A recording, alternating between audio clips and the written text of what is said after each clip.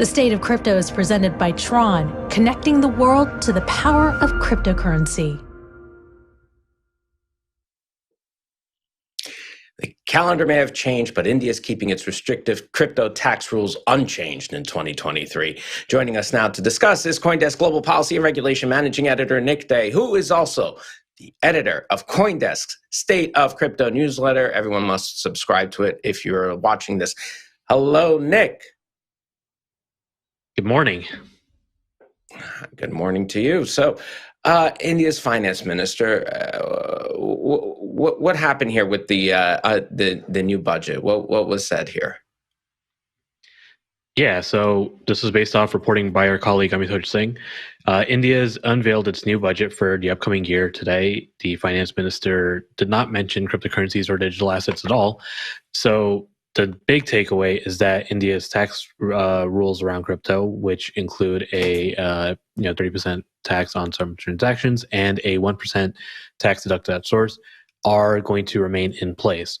But left unmentioned and hidden in the fine print of the bill is a new provision that, if enacted, and it seems likely to be enacted, will actually criminalize non-compliance. Tax evaders who try not to pay that 1% TDS could face between 3 months and 7 years in jail, as well as a fine.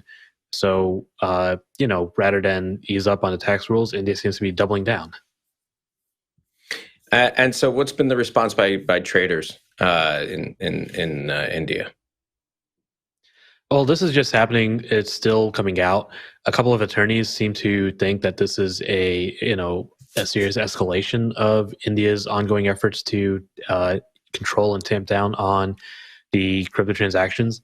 And, in a preview written by our colleague Amit earlier this week, this was actually, something that came up. One of the concerns was that by having this kind of, strict tax in place, people are more incentivized to use offshore exchanges. And it seems that India is looking at that, and this criminal provision could be one effort to prevent people from going offshore and using, foreign exchanges to transact with crypto. So what would you describe as the sentiment being for crypto in India right now, the state of crypto in India? Well, we know that after last year, after the taxes first took effect, trading volumes and interest went down, right? People were just not willing to get as involved because either they would have to pay a hefty portion of their fees and transactions in these taxes, or they risked, whatever the issues were then, or whatever the penalties were at the time.